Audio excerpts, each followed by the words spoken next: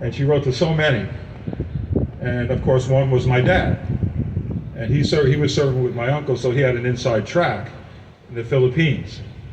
And he was trapped in for 4 years, so he needed somebody to talk to, and he was talking to my mom, who was motivated by the death of Eddie Hoyt. And she dedicated her life to veterans, and in so many ways that she would go to the Veterans Hospital in Manhattan and read on Saturday to the veterans that were bedridden. And she didn't drive, so she had to take, a bus and 2 trains to get there. It wasn't easy. I could never give her a ride. She said, no, I don't want to bother anybody.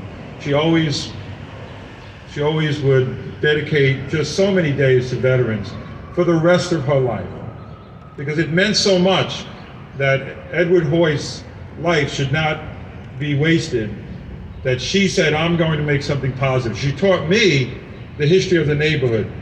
I had 3 other siblings. Nobody stayed in Queens. Nobody stayed in New York. They all left. I stayed in the neighborhood. I stayed with my mom. I did everything possible to get the history and the memory. I wrote 2 articles about Edward Hoyt in the magazine because I felt people have to remember. People have to understand what they gave, the ultimate sacrifice. 19 years old. And if you go to the Vietnam Vets Memorial that D.A. Katz had a lot to do with in Elmhurst Park, look at the ages on the memorial. 17, 18, 19, 20. They never had a life, but they sacrificed it for us. And that is so important that we teach that in our schools.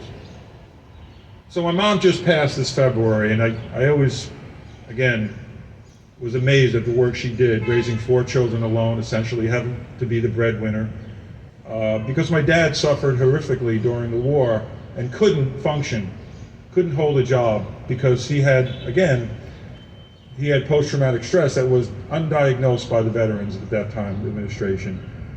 But now we're in a battle to save the Veterans Administration Hospital in Manhattan and 2 other locations in New York.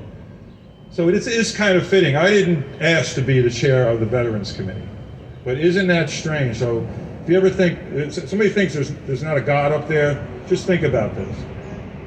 Just think about how my life, when my dad passed away, by the way, my uncle who fought with him in the Philippines, I didn't have a good relationship with my dad.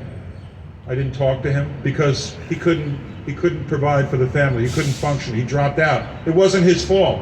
But my uncle said, when my dad passed in '95, he pulled me aside and says, "You were hard on your dad." I said, "Why?" He says, you didn't know your real dad. You never met him. Your dad was the greatest person I knew and the greatest friend, would do anything for anybody, but the war changed him. They didn't help him. And he was bitter against the Army. He was bitter against, what they did, how they left men behind, like my dad. But now I have a mission. And I didn't ask to be the Veterans Chair.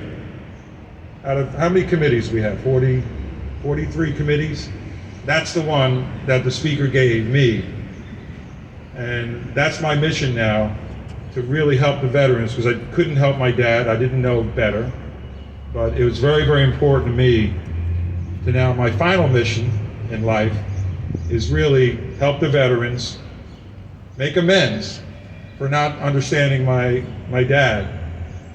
And it certainly didn't help our relationship with my dad. My dad was bitter against the Japanese for a lot of reasons. But it didn't help that I married a Japanese American, and he wouldn't come to my wedding. But I forgave him after my dad passed because of my uncle, and how we have to talk about these things. We have to talk about situations in life. What happens to our soldiers when they come back? What happens to their mental health? How do we help them function? So now I've already, been chair of the committee for a few months.